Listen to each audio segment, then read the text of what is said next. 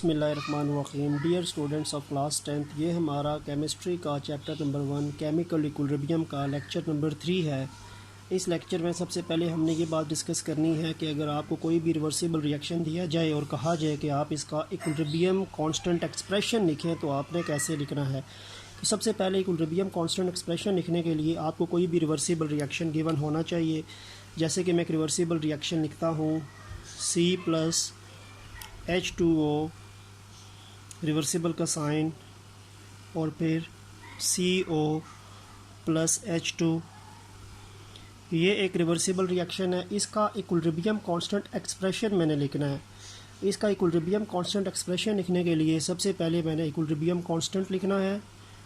उसके बाद मैंने इसमें प्रोडक्ट्स लिखने हैं। प्रोडक्ट्स मेरे पास यहाँ पे एक कार्बन मोनोऑक्साइड है और दूसरा हाइड्रोजन है।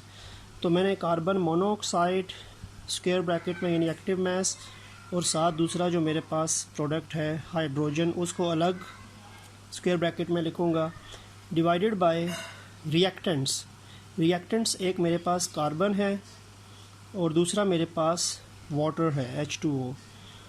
ये मेरे पास इक्विलिब्रियम कांस्टेंट एक्सप्रेशन बन गया है, ये जो ऊपर रिएक्शन दिया हुआ है इसका। ठीक है, तो इक्विलिब्रियम कांस्टेंट एक्सप्रेशन बनाने के लिए सबसे पहले हमने Kc is equal to products की जो एक्टिव मैसेज की प्रोडक्ट लिया जाता है, डिवाइडेड बाय रिएक्टेंट्स के जो एक्टिव मैसेज होते हैं उनका जो प्रोडक्ट है। ठीक है, यानी दरमियान में आपने, अब यहाँ पे आपको पॉजिटिव का साइन नज़र आ रहा है लेकिन यहाँ पे प्लस नहीं लिखना क्योंकि इन दोनों की एक्टिव मैसेज की प्रोडक्ट की बात हो रही है। और यहाँ पे भी C और H2O को अलग अलग स्क्वायर ब्रैकेट में लिखेंगे, दरमियान में प्लस का साइन नहीं डालेंगे क्योंकि इन दोनों का एक्टिव मैसेज के प्रोडक्ट की बात हो रही है। ठीक है, तो ये हमारे पास अब ये जो ऊपर रिएक्शन दिया है इसका इक्विलिब्रियम कांस्टेंट एक्सप्रेशन है। इसी तरह अगर मैं एक और एग्जांपल आपके सामने लिखूं, क्योंकि यहाँ पे देख लें कार्बन के साथ भी कोई 1 मोल है, वाटर के भी 1 मोल है, कार्बन मोनोऑक्साइड के भी 1 मोल है और हाइड्रोजन के भी 1 मोल हैं। और मोल्स क्योंकि सबके 1 हैं तो पावर इसीलिए किसी की कोई भी मैंने साथ स्क्वायर या क्यूब वगैरह नहीं डाला। कभी कभार आपको कुछ ऐसे रिएक्शंस में मिलते हैं जिनमें मोल्स गिवन होते हैं 2, 3, 7 बैलेंस करने के लिए, तो फिर उनके जो मोल्स होते हैं उनकी पावर्स बन जाती हैं। जैसा कि एक रिएक्शन में लिखता हूँ CO+3H2, रिवर्सिबल का साइन है, और इसके बाद ये बनेगा CH4+H2O। ये आपके पास एक रिएक्शन है जो कि रिवर्सिबल रिएक्शन है, और इस रिवर्सिबल रिएक्शन में आपको यहाँ पे ये 3 नज़र आ रहा है, तो ये 3 मोल्स हैं हाइड्रोजन के।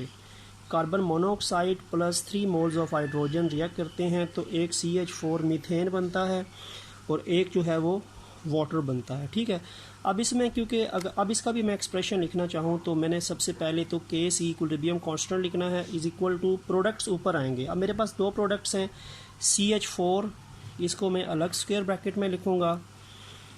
ठीक है, और दूसरा प्रोडक्ट मेरे पास H2O है, इसको मैं अलग स्क्वायर ब्रैकेट में लिखूँगा, डिवाइडेड बाय रिएक्टेंट्स।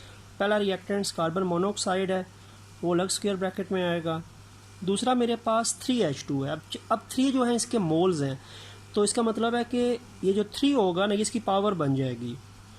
3 जो है वो पावर बन जाती है, मोल्स पावर बन जाते हैं। पीछे H2 जो रिएक्टेंट है वो हमने यहाँ पे मेंशन कर देना है। तो आपके पास ये इक्विलिब्रियम कांस्टेंट एक्सप्रेशन जो है वो सेकंड रिएक्शन का है, जिसमें Kc को हमने इज इक्वल टू किया प्रोडक्ट CH4, दूसरा प्रोडक्ट H2O, इन दोनों के एक्टिव मैसेज का प्रोडक्ट है, दरमियान में ब्रैकेट के दरमियान कोई साइन नहीं है, यानी आपस में मल्टीप्लाई हो रहे हैं, डिवाइडेड बाय रिएक्टेंट्स। एक रिएक्टेंट CO है, दूसरा रिएक्टेंट 3 मोल्स ऑफ हाइड्रोजन है, तो मोल्स जो 3 हैं वो पावर बन गई। H2 मैंने यहाँ पे ब्रैकेट में लिखा और दरमियान में प्रोडक्ट है तो कोई भी साइन नहीं आएगा। और इसको मज़ीद थोड़ा सा आप कह सकते हैं कि कॉन्सेप्ट क्लियर करने के लिए एक और रिएक्शन में यहाँ पे लिख देता हूँ, उससे मज़ीद आपके पास ये कॉन्सेप्ट क्लियर हो जाएगा। रिएक्शन मेरे पास है nitrogen gas plus 3 moles of hydrogen gas, reversible reaction, and 2 moles of ammonia.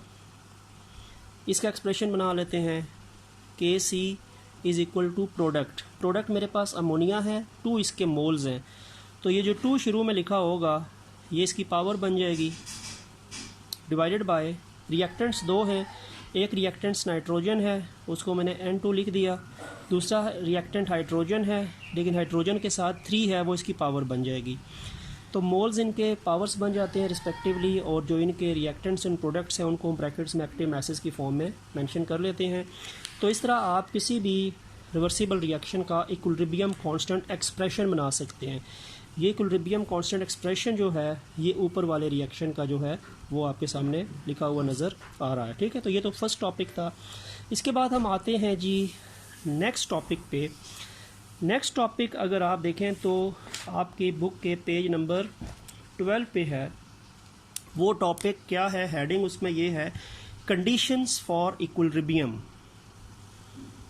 Conditions for equilibrium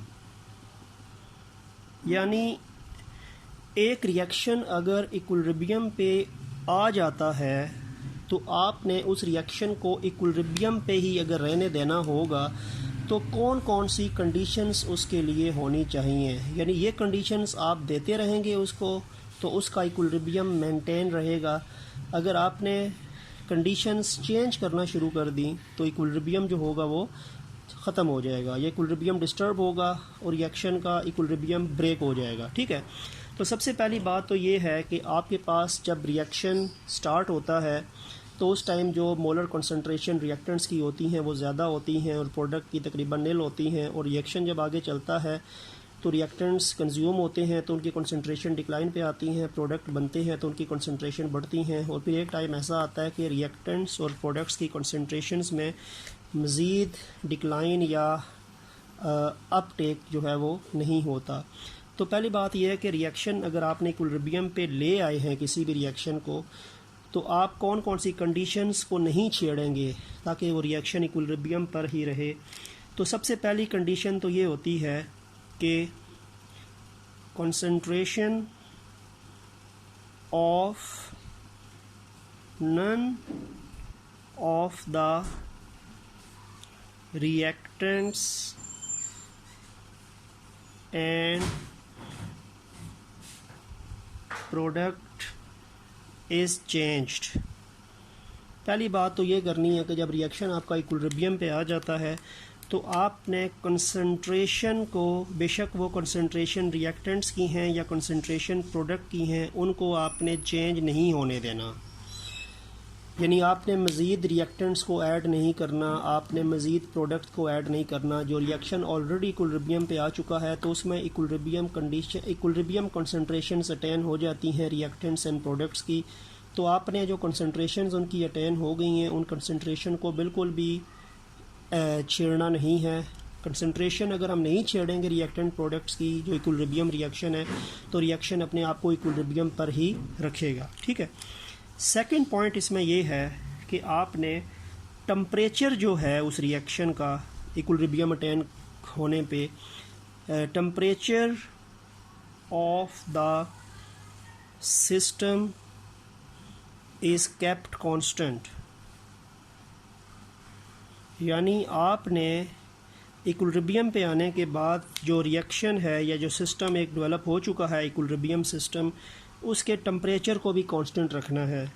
अगर टम्परेचर 400 डिग्री सेल्सियस पे एक रिएक्शन इक्विलिब्रियम पे आया है तो आपने टम्परेचर को 400 डिग्री सेल्सियस ही रहने देना है, आपने 400 से कम या ज़्यादा नहीं करना ताकि उसका इक्विलिब्रियम जो है वो मेंटेन रहे। और थर्ड पॉइंट जो इसका बनता है वो ये बनता है कि प्रेशर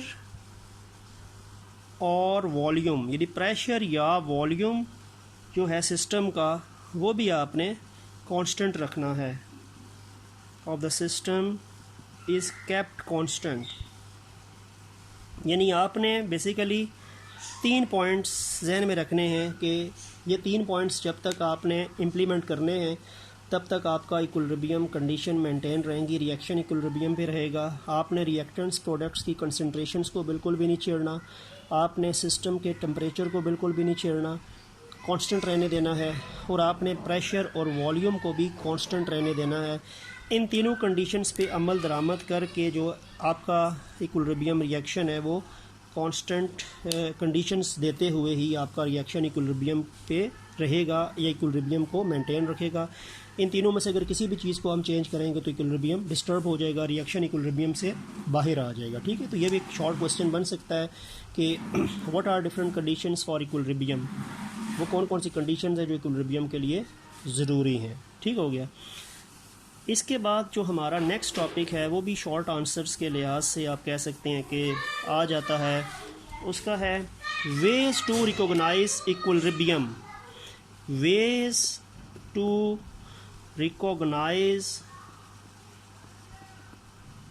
इक्विलिब्रियम, यानी वो कौन कौन से तरीके हैं जिनसे हमें ये पता चलता है कि आपका रिएक्शन इक्विलिब्रियम पर आ चुका है। आपका रिएक्शन जब इक्विलिब्रियम पे आ चुका है तो हम किस तरह पता चला सकते हैं कि आपका रिएक्शन जो है वो इक्विलिब्रियम पे आया है, क्योंकि हमें कुछ ऐसे स्टैंडर्ड सेट करने पड़ते हैं जिनसे हमें इक्विलिब्रियम अटेन होने का पता चलता है। ठीक है, तो सबसे पहली बात तो ये है कि जब रिएक्शन स्टार्ट होता है तो एकदम इक्विलिब्रियम नहीं आ जाता। जब रिएक्शन स्टार्ट होता है तो उस टाइम ये होता है कि आपके पास कंडीशंस जो होती हैं वो रिएक्टेंट्स की कंसंट्रेशन ज़्यादा है, प्रोडक्ट्स की कम है। फिर रिएक्शन जब आगे चलेगा तो उसके बाद फॉरवर्ड रिएक्शन पहले होगा, फिर रिवर्स रिएक्शन होगा, और फिर एक टाइम ऐसा आता है कि रेट ऑफ फॉरवर्ड और रिवर्स रिएक्शन बराबर हो जाती हैं, और उस टाइम जो रिएक्टेंट्स एंड प्रोडक्ट्स की जो कंसंट्रेशंस होती हैं वो मेंटेन रहती हैं, उनको मज़ीद नहीं उनमें चेंजिंग आती। ठीक है, तो बात यहाँ पे ये होती है कि सबसे पहली बात तो ये है कि जब रिएक्शन स्टार्ट होगा तो हमें इक्विलिब्रियम यानी हमें रिएक्टेंट प्रोडक्ट की कंसंट्रेशन नोट करनी पड़ेगी, और पर जब रिएक्शन चलता रहेगा तो उनकी कंसंट्रेशन में चेंजिंग आती रहती है। फिर एक टाइम ऐसा आता है कि रिएक्टेंट्स और प्रोडक्ट की जो कंसंट्रेशंस होती हैं उनमें मज़ीद डिक्लाइन या अपटेक नहीं आता। तो यानी हमें क्या करना पड़ता है कि हमें कंसंट्रेशन ऑफ इक्विलिब्रियम मिक्सचर जो होता है उसको देखना पड़ता है। ठीक है, और फिर एक टाइम वो आता है कि जब इक्विलिब्रियम मिक्सचर में रिएक्टेंट प्रोडक्ट की कंसंट्रेशन में कमी नहीं आती या अपटेक नहीं होता, वो कांस्टेंट हो जाती है, तो उस टाइम इक्विलिब्रियम अटेन हो जाता है। अब वो कौन कौन से मेथड्स हैं जिनसे आपको पता चल सकता है कि इक्विलिब्रियम कंसंट्रेशन अचीव हो गई हैं, रिएक्टेंट्स प्रोडक्ट की कंसंट्रेशन में मज़ीद चेंजिंग नहीं आती। तो डिफरेंट फिजिकल्स और केमिकल्स मेथड है जिनसे हम ये अंदाज़ा लगा सकते हैं कि आपका रिएक्शन इक्विलिब्रियम पे आ गया है और इक्विलिब्रियम कंसंट्रेशंस अटेन हो गई हैं रिएक्टेंट्स एंड प्रोडक्ट्स की। वो आपकी बुक पे मेंशन है कि डिफरेंट फिजिकल मेथड्स भी होते हैं, डिफरेंट केमिकल्स मेथड भी होते हैं, और मुख्तलिफ फ़िज़िकल और केमिकल मेथड्स को अप्लाई करके हम ये अंदाज़ा लगा सकते हैं कि आपका रिएक्शन इक्विलिब्रियम पे पहुंचा है या इक्विलिब्रियम पे नहीं पहुंचा। और उसमें से डिफरेंट, जैसे एक टाइट्रेशन एक मेथड है टाइट्रेशन, एक मेथड है स्पेक्ट्रोस्कोपी। तो टाइट्रेशन और स्पेक्ट्रोस्कोपी ये दो मीन्स हैं, दो मेथड्स हैं जिनसे हम इक्विलिब्रियम को रिकॉग्नाइज कर सकते हैं कि आपका इक्विलिब्रियम अटेन हो चुका है या इक्विलिब्रियम अटेन नहीं हो चुका। ठीक है, इसके अलावा भी डिफरेंट हो सकती हैं कि हम उसकी कंसंट्रेशन में जब मज़ीद चेंजिंग नहीं आती तो डिफरेंट फिजिकल पैरामीटर्स भी अप्लाई करके हम उस इक्विलिब्रियम रिएक्शन के होने को पहचान सकते हैं। ठीक है, तो different physicals and chemical methods हैं जो कि आपको इक्विलिब्रियम मिक्सचर की कंसंट्रेशन को कांस्टेंट फेज़ पे आने के लिए अप्लाई की जाती हैं कि इक्विलिब्रियम मिक्सचर कांस्टेंट हो चुका है या नहीं हो चुका। ठीक है, तो ये डिफरेंट मेथड्स हैं, physical and chemical method, just like titration and spectroscopy, जो कि आपको इक्विलिब्रियम पे मेंटेन रखने का रिएक्शन का ये बता सकते हैं। ठीक हो गया। अच्छा, इसके बाद एक और टॉपिक है कि units of equilibrium constant.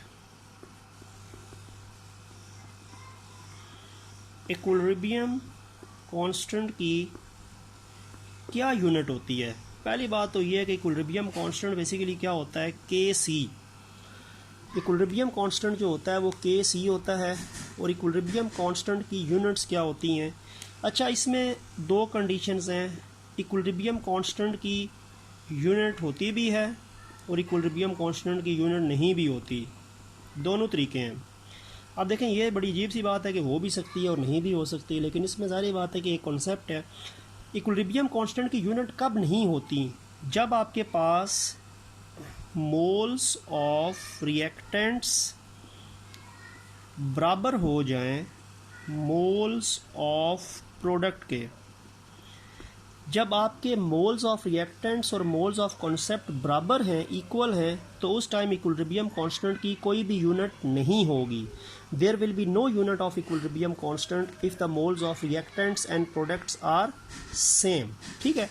On the other hand equilibrium constant की कोई ना कोई यूनिट बनेगी जब क्या होगा, जब आपके पास मोल्स ऑफ रिएक्टेंट्स बराबर नहीं होंगे, not equal to the moles of product. तो जब moles of reactants and moles of products बराबर नहीं हैं तो उस टाइम इक्विलिब्रियम कांस्टेंट की कोई ना कोई यूनिट बनेगी, वो हमें निकालनी पड़ती है, डिराइव करनी पड़ती है. और अगर इक्विलिब्रियम कांस्टेंट की अगर एक रिवर्सिबल रिएक्शन में मोल्स ऑफ रिएक्टेंट्स और मोल्स ऑफ प्रोडक्ट्स इक्वल हैं तो उसकी कोई यूनिट नहीं है. और अगर रिवर्सिबल रिएक्शन में मोल्स ऑफ रिएक्टेंट्स और मोल्स ऑफ प्रोडक्ट्स बराबर नहीं हैं तब इसकी कोई ना कोई यूनिट बनेगी. ठीक है. अब इसको मैं एक रिएक्शंस के साथ आपको क्लियर करके दिखा सकता हूँ. लेट्स सपोज कि मेरे पास एक रिएक्शन है जी H2 प्लस I2 रिवर्सिबल का साइन 2HI. अब ये मेरे पास रिएक्शन है. इस रिएक्शन में सबसे पहले मैं देख लेता हूँ कि हाइड्रोजन का 1 मोल है, साथ गिवन नहीं है तो इसके भी 1 मोल हैं, आयोडीन का भी 1 मोल है, तो 1 + 1 इसका मतलब है कि टोटल 2 मोल्स हैं मेरे पास रिएक्टेंट्स वाली साइड पे. क्योंकि हाइड्रोजन का भी 1 मोल है, शुरू में कुछ नहीं है तो 1 है, हाइड्रोजन और आयोडीन का भी 1 है, तो टोटल रिएक्टेंट्स वाली साइड पे मोल्स 2 हैं.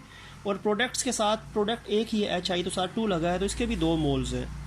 यानी मोल्स ऑफ रिएक्टेंट्स और मोल्स ऑफ प्रोडक्ट्स जो हैं वो बराबर हैं. अब दोनों साइडों पे मोल्स बराबर हैं तो इक्विलिब्रियम कांस्टेंट की कोई भी यूनिट नहीं होगी. ठीक है. अब इसमें सबसे पहले क्या करना पड़ता है यूनिट के लिए कि मैंने सबसे पहले इक्विलिब्रियम एक्सप्रेशन लिखना है.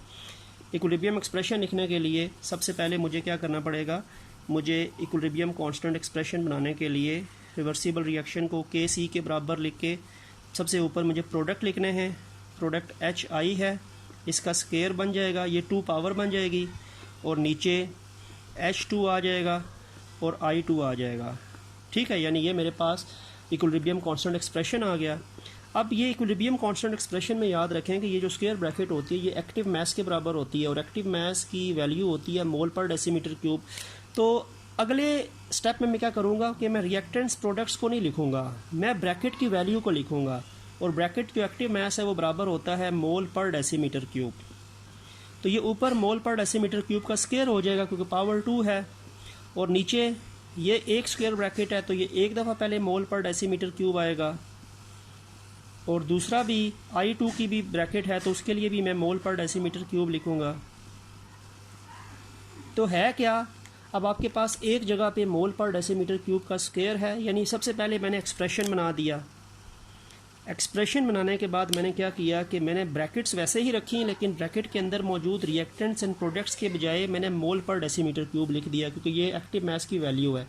और बाकी स्क्वायर जहाँ पे है स्क्वायर वैसे ही लिखी रखा. अब देखें ये मोल पर डेसीमीटर क्यूब का स्क्वायर है और ये दोनों मोल पर डेसीमीटर क्यूब हैं, तो ये जो स्क्वायर होगा इनसे कैंसल आउट हो जाएगा क्योंकि ये दोनों बिल के भी तो मोल पर डेसीमीटर क्यूब का स्क्वायर है ना, ऊपर भी मोल पर डेसीमीटर क्यूब का स्क्वायर है. तो स्क्वायर और नीचे वैल्यूज़ कैंसिल होके इस टाइम क्या हो गए, देयर इज़ नो यूनिट, क्योंकि रिएक्टेंट्स और प्रोडक्ट्स जो हैं वो बराबर हो गए हैं मोल्स के लिहाज से, तो इसीलिए इक्विलिब्रियम कांस्टेंट की कोई भी यूनिट नहीं बनी. ठीक है. तो जब भी आपके पास रिएक्टेंट प्रोडक्ट्स के मोल्स बराबर होंगे तो इक्विलिब्रियम कांस्टेंट के अंदर मोल पर डेसीमीटर क्यूब्स की सारी वैल्यूज़ कैंसिल आउट हो जाएंगी. उस टाइम आपके पास कोई भी यूनिट नहीं आएगी. ठीक है. अब एक रिएक्शन में लिखता हूँ जिसमें कोई ना कोई यूनिट आपके पास बनेगी. वो रिएक्शन क्या है, वो रिएक्शन जो है वो आपकी बुक से ही लेते हैं. रिएक्शन आपके पास है जी N2O4 रिवर्सिबल का साइन 2NO2. अब देखें है क्या, रिएक्टेंट है जी N2O4, इसके साथ कुछ भी नहीं लगा तो इसके 1 मोल हैं. प्रोडक्ट NO2 है, इसके साथ 2 लगा है तो इसके 2 मोल्स हैं. अब रिएक्टेंट प्रोडक्ट्स के मोल्स बराबर नहीं हैं, इसका मतलब है कि इसकी यूनिट होगी, इट मस्ट हैव यूनिट, क्योंकि रिएक्टेंट प्रोडक्ट्स के मोल बराबर ना हो तो यूनिट्स कोई ना कोई बनती है. ठीक है. अब मैं चलें इनकी एक्सप्रेशन पहले लिखता हूँ. इक्विलिब्रियम कांस्टेंट एक्सप्रेशन में सबसे ऊपर प्रोडक्ट आएगा. प्रोडक्ट मेरे पास NO2 है और ये जो 2 शुरू में लिखा है मोल्स, ये ब्रैकेट पावर बन जाएगी, डिवाइडेड बाय दूसरा जो रिएक्टेंट है वो नीचे आएगा N2O4। यानी ये मैंने इक्विलिब्रियम कांस्टेंट एक्सप्रेशन बना लिया। और इक्विलिब्रियम कांस्टेंट एक्सप्रेशन बनाने के बाद वही करना है कि मैंने ऊपर की वैल्यू ब्रैकेट में लिख दूंगा मोल पर डेसीमीटर क्यूब, एक्टिव मास की वैल्यू, स्केयर डाला है तो स्केयर डाल दूंगा, नीचे एक ही दफ़ा आएगा मोल पर डेसीमीटर क्यूब ब्रैकेट में, स्केयर नहीं है तो इधर भी स्केयर नहीं आएगा। अब होगा क्या कि अब ये एक के साथ कट जाएगा, इसका स्केयर है ना, तो इसकी एक वैल्यू इसके साथ कट जाएगी। अब इसके स्केयर में से 1 मोल पर डेसीमीटर क्यूब बच जाएगा, एक दफ़ा मोल पर डेसीमीटर क्यूब बच जाएगा। तो ये मोल पर डेसीमीटर क्यूब जो बचा है ना, ये इक्विलिब्रियम कांस्टेंट की यूनिट होगी यहाँ पे। यानी यहाँ पे इक्विलिब्रियम कांस्टेंट की यूनिट क्या है, क्योंकि यहाँ पे सारा कैंसिल आउट तो नहीं हुआ ना, ये भी स्केयर होता, ये भी स्केयर होता तो कैंसिल हो जाता, ज़ीरो, यानी यूनिट कोई भी ना आती। लेकिन हो क्या रहा है कि ये स्केयर है और ये सिंगल है, तो इसमें से स्केयर का एक जो वैल्यू है वो तो कट जाएगी, पीछे 1 मोल पर डेसीमीटर क्यूब बच जाएगा।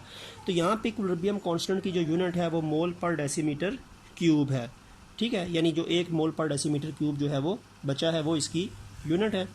और एक और अगर मैं एग्जांपल आपको बता दूं तो उससे ये फर्दर क्लियर हो जाएगा। एक रिएक्शन और आपकी बुक में दिया हुआ है, वो दिया हुआ है जी 2NO प्लस O2, रिवर्सिबल का साइन 2NO2।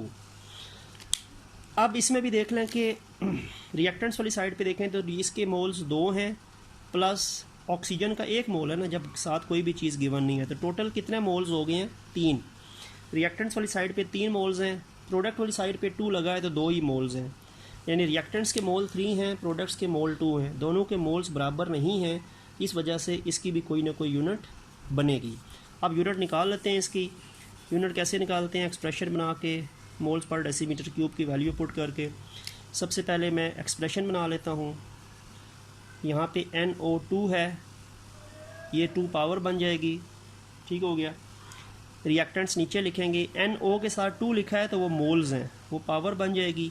O2 के साथ कुछ नहीं लिखा तो कोई भी उसकी पावर नहीं बनेगी। अब वही करते हैं, ऊपर मोल पर डेसीमीटर क्यूब आ जाएगा, लेकिन स्केयर भी आएगा, ठीक है, 2 लिखा है ना। नीचे यहाँ पे भी मोल पर डेसीमीटर क्यूब का स्केयर आ जाएगा, मोल पर डेसीमीटर क्यूब का स्केयर, और आगे क्या आ जाएगा, मोल पर डेसीमीटर क्यूब, एक ही दफ़ा, स्केयर नहीं आएगा, ठीक हो गया।